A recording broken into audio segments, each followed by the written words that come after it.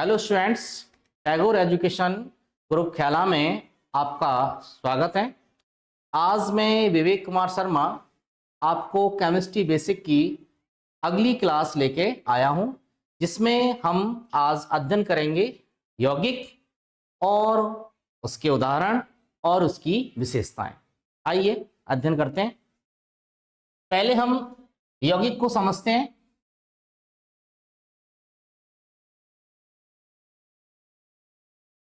जिसको हम इंग्लिश में कंपाउंड कहेंगे। जैसा कि हमने पीछे अध्ययन किया था तत्व का, अब अध्ययन करते हैं यौगिक का। यौगिक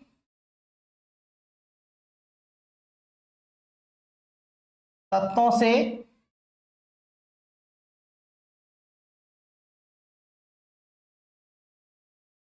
बनता है। पहले सिंपल ही समझे, किससे बनेगा? ये तत्वों से बनेगा। अब तत्व भी कैसे होंगे? भिन्न तत्व। तत्व भी अलग अलग प्रकार के होंगे और इन तत्वों के परमाणु, यानी मैं कह सकता हूं भिन्न तत्वों के परमाणु निश्चित अनुपात में रासायनिक संयोग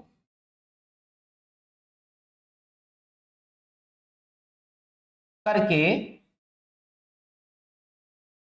जो पदार्थ बनाते हैं उसे ही हम कह सकते हैं यौगिक। उसी को क्या कहा जाएगा? यौगिक। तो यहां पर भिन्न भिन्न तत्वों के क्या होंगे? परमाणु, जो आपस में निश्चित अनुपात में रासायनिक संयोग करेंगे और क्या बनाएंगे? यौगिक बनाएंगे।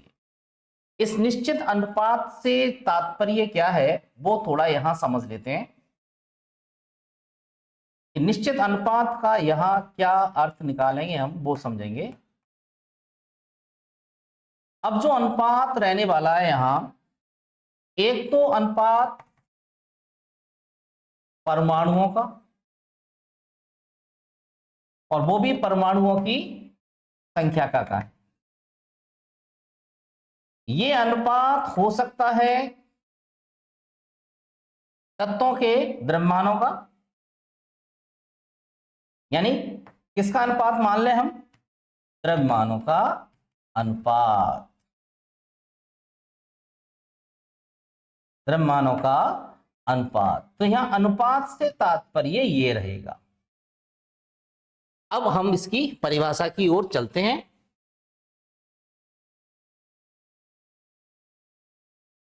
दो या दो से अधिक तत्वों के परमाणुओं के निश्चित अनुपात में रासायनिक संयोग से बने पदार्थ को यौगिक कहते हैं। ये इसकी परिभाषा हो जाती है। अब हमने यहां उदाहरण लिया है जल, जिसका रासायनिक सूत्र है H2O, यानी ये एक यौगिक का उदाहरण यहां पर लिया है। जैसा आपको H2O में दिख रहा है, जल हाइड्रोजन के दो परमाणुओं से, यहां हाइड्रोजन के कितने परमाणु हैं? दो परमाणु हैं। ऑक्सीजन का एक परमाणु दिख रहा है इस प्रकार, तथा ऑक्सीजन के एक परमाणु के संयोग से बनता है। मतलब जल हाइड्रोजन के दो परमाणु, ऑक्सीजन के एक परमाणु के संयोग से बनता है, जैसा यहां भी दिखाया गया है। 2H+O बराबर H2O। इसमें हाइड्रोजन व ऑक्सीजन के परमाणुओं की संख्या का अनुपात 2:1 है। मतलब हाइड्रोजन के कितने परमाणु हो गए? 2। ऑक्सीजन का कितना हो गया? 1। तो संख्याओं का, यानी जो परमाणुओं की संख्याएं हैं उनका अनुपात कितना है, 2:1 है। अब इसको थोड़ा और हम समझते हैं डिटेल में। जैसा कि यहां दिखाया गया जल, यानी यौगिक में जो हमने उदाहरण लिया वो लिया जल। यौगिक में जो उदाहरण लिया हमने वो क्या लिया, जल लिया। जल किसको लिया है हमने, जल, और जिसका रासायनिक सूत्र लिखा है H2O। अब H2O में 2 हाइड्रोजन के परमाणु, 1 ऑक्सीजन का परमाणु मिलकर जल के एक अणु का निर्माण कर रहा है। अणु के बारे में आपने पढ़ाई है कि परमाणुओं से मिलकर क्या बनता है, अणु बनता है। और यहां हाइड्रोजन ऑक्सीजन के परमाणुओं से मिलकर जल का एक अणु बन रहा है। ठीक है, इसमें हाइड्रोजन और ऑक्सीजन की संख्याओं का अनुपात देखें तो कितना आ रहा है, 2:1। अब मैं इसके द्रव्यमानों का अनुपात देखूं, किसका अनुपात, हाइड्रोजन ऑक्सीजन के द्रव्यमानों का अनुपात देखें तो हाइड्रोजन 2 और ऑक्सीजन 16, यानी एक हाइड्रोजन परमाणु का परमाणु द्रव्यमान कितना होता है, 1, 2 का कितना हो गया, 2। ऑक्सीजन के एक परमाणु का द्रव्यमान कितना हो गया, 16। ठीक है, ये परमाणविक द्रव्यमान से पता चलता है। तो हाइड्रोजन का परमाणविक द्रव्यमान हम वैसे तो 1.008 होता है, लेकिन हाइड्रोजन का परमाणु द्रव्यमान 1 मान लेते हैं। ठीक है, और ऑक्सीजन का परमाणु द्रव्यमान जो होता है कितना होता है, 16 होता है। यानी इसको एक U आगे पढ़ेंगे और इसको विस्तार से यूनिफाइड इसका मात्रक होगा। तो यूनिफाइड में ऑक्सीजन का कितना हो गया, 16, यानी 16U, 16U, और हाइड्रोजन का हो गया 1U। अब यहीं से हमने समझा, अब हाइड्रोजन 2 है तो हमें 2 के अनुसार कितना लिखना पड़ेगा, द्रव्यमान 2, ऑक्सीजन 1 है तो ऑक्सीजन के अनुसार कितना लिखना पड़ेगा, 16। अब इसमें अनुपात निकालते हैं तो कितना आता है, 1:8। तो द्रव्यमानों का अनुपात भी निश्चित आया, कितना आया, 1:8 आया। इस तरीके से हमने समझा। इसी प्रकार मैं दूसरे उदाहरण की ओर चलूं, इसको पहला मानूं और दूसरा उदाहरण में मानूं, वो मेरा क्या है, जैसे मैंने ले लिया CO2, carbon dioxide, carbon dioxide, ये भी एक यौगिक का ही उदाहरण है। ये भी एक यौगिक का ही उदाहरण है। इसमें कार्बन का 1, ऑक्सीजन के 2 परमाणु संयोग कर रहे हैं और किसका निर्माण कर रहे हैं, CO2 का निर्माण कर रहे हैं, CO2 बना रहे हैं। अब इसमें भी हम अगर देखें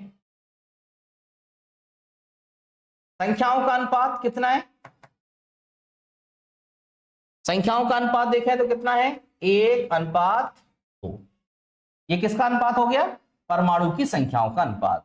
और अगर मैं द्रव्यमानों का अनुपात देखूं, किसका, द्रव्यमानों का अनुपात अगर मैं निकालूं तो देखो कार्बन 12, परमाणु द्रव्यमान कितना आता है, 12, और ऑक्सीजन का लिखा ही है, ऑक्सीजन का हम ऊपर देख ही रहे हैं। अब उसके हिसाब से यहां देखते हैं, देखो कार्बन का 1 परमाणु क्या लिखेंगे, 12, ऑक्सीजन के 2 परमाणु कितना लिखेंगे, 32, कितना लिखेंगे, 32, क्योंकि 2 परमाणु है, 1 का 16 तो 2 ऑक्सीजन परमाणु का कितना हो जाएगा, 32। इसको जब सरल करेंगे तो ये आ जाएगा 3:8। 4 से क्रॉस करें तो हम कितना निकालेंगे, यहां 4 × 12 और 4 × 32, 3:8 आ जाएगा। तो ये हो गया कार्बन और ऑक्सीजन के द्रव्यमानों का अनुपात, कितना, 3:8। तो यहां परमाणु की संख्या का अनुपात 1:2 आया और द्रव्यमानों का अनुपात कितना आया, 3:8 आया। ऐसे ही और भी एग्जाम्पल हम ले सकते हैं, और भी एग्जाम्पल हम ले सकते हैं, अदर एग्जाम्पल को भी हम यहां देख सकते हैं, अदर एग्जाम्पल को देख सकते हैं।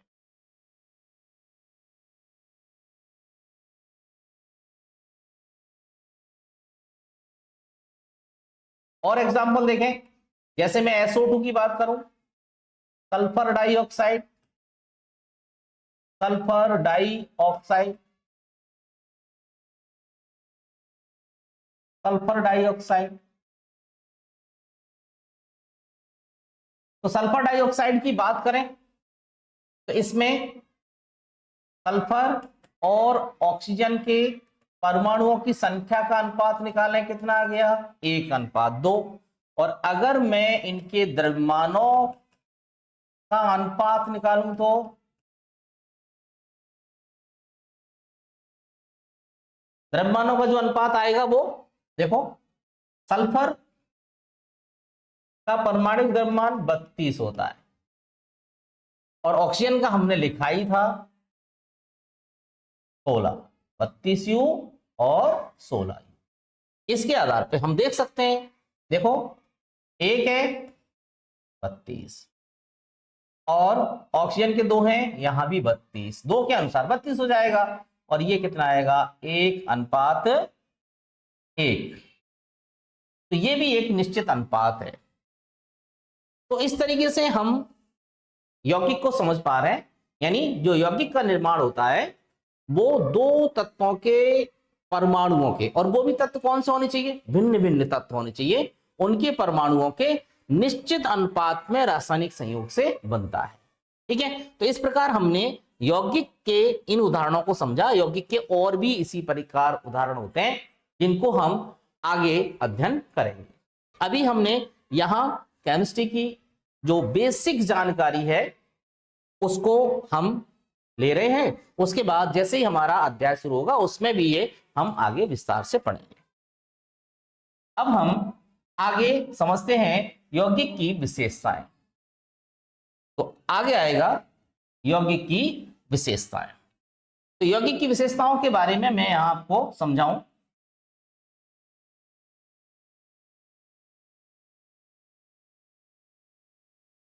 यौगिक की विशेषताओं के बारे में हम यहां समझें।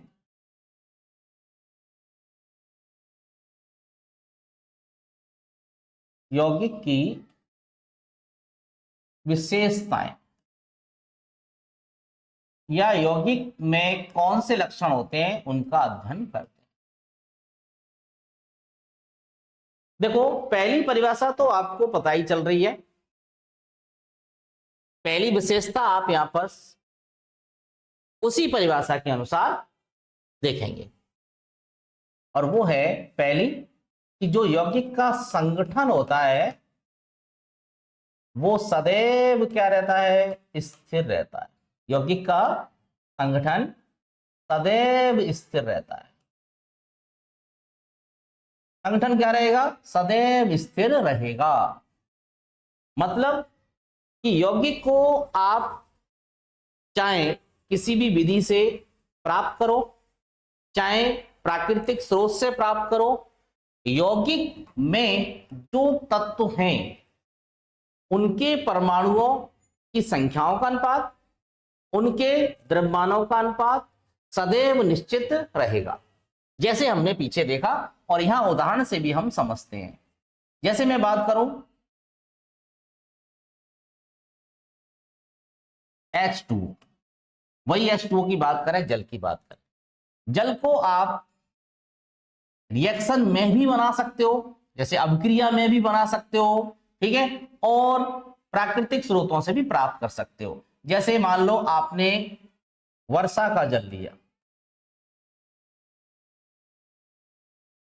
वर्षा का जल लिया, आपने किसी नदी का जल लिया, आपने किसी तालाब से जल लिया, ठीक है, और भूमिगत जल भी है, भूमिगत जल जिसको आप हैंडपंप की सहायता से बाहर निकालते हैं, ये भूमिगत जल। ये सभी प्रकार के जो जल हैं, इनसे हम जल के नमूने ले लें और उनका विश्लेषण करें, तो उसमें पाया जाता है कि हाइड्रोजन और ऑक्सीजन के द्रव्यमानों का अनुपात 1:8 ही रहता है। इसका अनुपात, द्रव्यमानों का अनुपात कितना रहेगा? 1:8 रहेगा इन सभी नमूनों से प्राप्त जल के विश्लेषण। इसके बाद अगर हम जैसे रासायनिक अपक्रिया में जल का निर्माण करवाएं, कि कोई रासायनिक अपक्रिया हो, सपोज हम इसी को ही मान लें H2 + O2 H2O, तो ये भी हमें इस अपक्रिया में जल मिल रहा है। और भी अपक्रियाएं होती हैं जिनमें क्या हो सकता है? जल का निर्माण हो सकता है। जैसे मान लो ये, अगर मैं इसमें NaOH + HCl NaCl + H2O, suppose ये वाली अपक्रिया मैंने ले ली, ठीक है। और भी बहुत सारी अपक्रियाएं हैं जिनमें जल बनता है, ठीक है, जिनमें किसका निर्माण होता है? जल का निर्माण होता है। जैसे अगर मैं यहां लिखूं NaHCO3 + HCl NaCl + H2O plus क्या है? CO2, तो यहां भी देखो क्या बन गया? जल। यहां भी क्या बना था? जल। इस सब क्रिया में भी क्या बना? जल। और इसका अगर विश्लेषण किया जाए तो इस जो तीनों विधियों में प्राप्त जो जल है, इसमें भी हम अगर रासायनिक संगठन देखेंगे तो उसमें हाइड्रोजन ऑक्सीजन के द्रव्यमानों का अनुपात हमें कितना मिलेगा? 1:8 ही मिलेगा, ठीक है।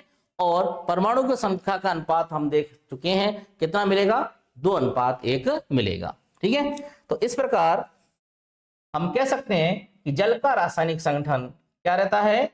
स्थिर रहता है, ठीक है। अब अगली विशेषता की बात करते हैं। अगली विशेषता यानी यौगिक में अवयवों के गुण नहीं होते। यौगिक में अवयवों के गुण नहीं होते, मतलब ये कहें, जैसे मैं जल के ही एग्जाम्पल से अब आपको फिर दोबारा समझा रहा हूं। जल में अवयव कौन है? अगर सही से देखें, हाइड्रोजन और ऑक्सीजन। यानी हाइड्रोजन तत्व जो होता है वो H2 के रूप में मिलता है प्रकृति में। ऑक्सीजन जो तत्व होता है वो किस रूप में मिलता है? किस रूप में मिलता है?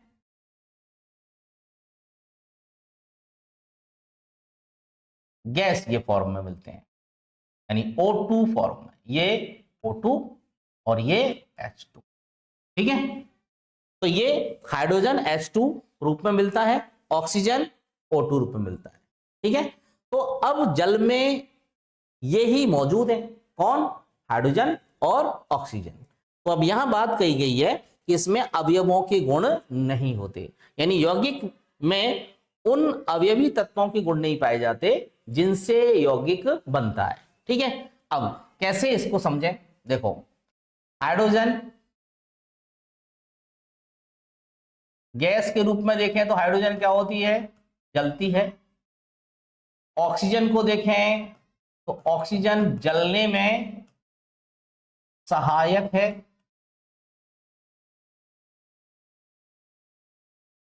हाइड्रोजन का गुण क्या रहा? जलेगी। और ऑक्सीजन का गुण क्या रहा? ये जलने में, यानी कोई पदार्थ जलता है तो उसमें सहायक बनती है, ठीक है।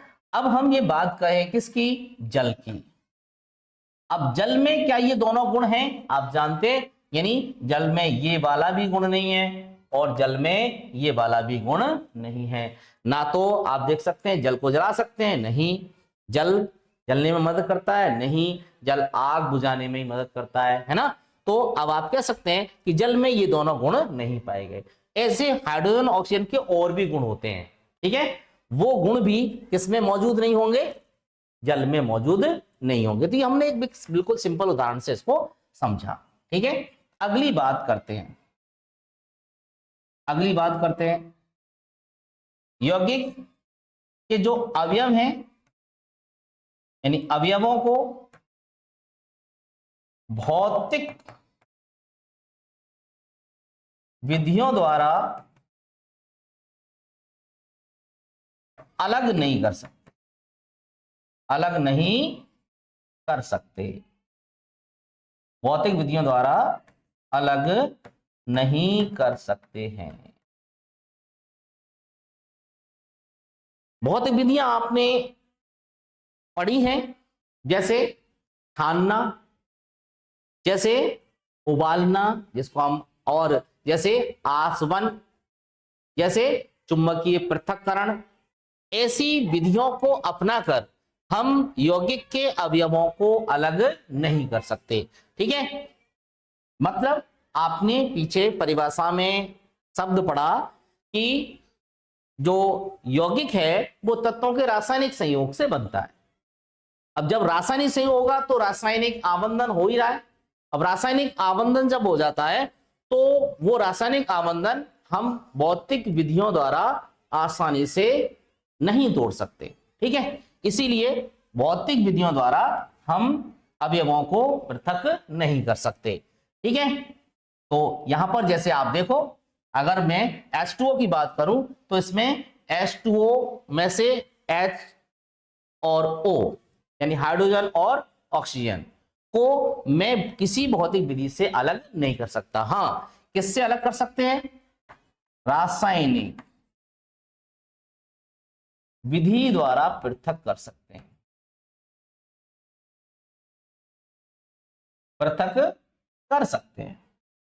रासायनिक विधि द्वारा पृथक कर सकते हैं।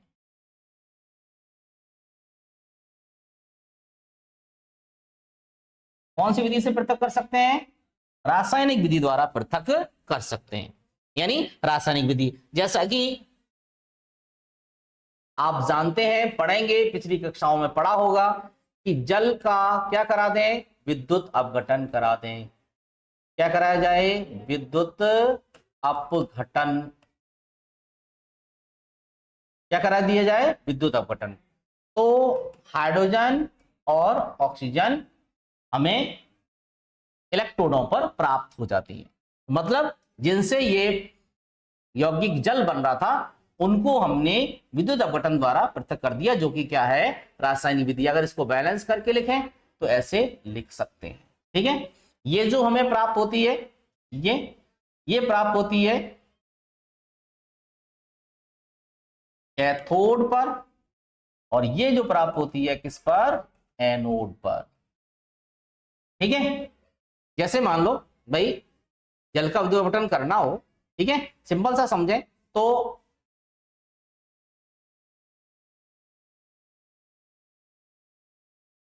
सिंपल सा मेथड, अगर बिल्कुल सिंपल वे में, मैं यहां कोई एग्जांपल विशेष नहीं ले रहा, इसका कोई पैटर्न विशेष नहीं ले रहा कि कैसे विद्युत अपघटन कराएंगे, बस एक विद्युत अपघटन कराने का सिंपल सा तरीका आपको यहां मैं बताने का प्रयास कर रहा हूं, ठीक है। सपोज ये प्लस ये माइनस है ना, यानी ये आप देखिए सेल को जब हम दर्शाते हैं तो ये वाला जो लंबी रेखा होती है वो किसको व्यक्त कर रही होती है, धनाग्र को, और जो छोटी रेखा होती है किसको व्यक्त कर रही होती है, ऋणाग्र को व्यक्त कर रही होती है, ठीक है। तो ये प्लस और ये माइनस, तो अब इसको क्या कह सकते हो आप, कैथोड, और इसको क्या कह सकते हो, एनोड। इसको क्या कह सकते हैं हम, एनोड कह सकते हैं। अब इसमें जल ले लिया, जल, और वो भी कैसा जल, अम्लीय जल। जल की चालकता कम होती है, इसलिए इसकी चालकता को बढ़ाने के लिए इसमें अम्ल डालते हैं थोड़ा सा, ठीक है, तो इसकी चालकता बढ़ जाती है, ये है।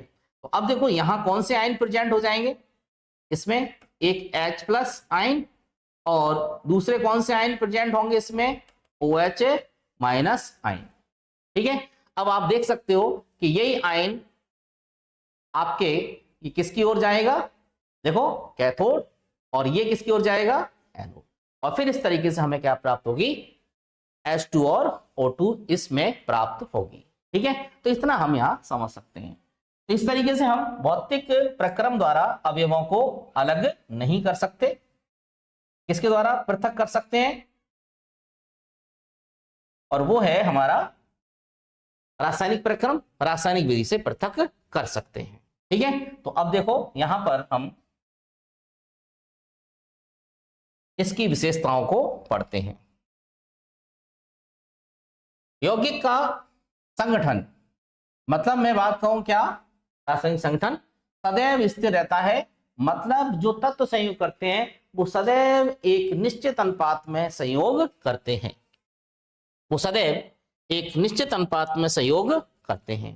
ठीक है, तो आज की क्लास में हम इतना ही, बाकी आगे अध्ययन करेंगे। धन्यवाद।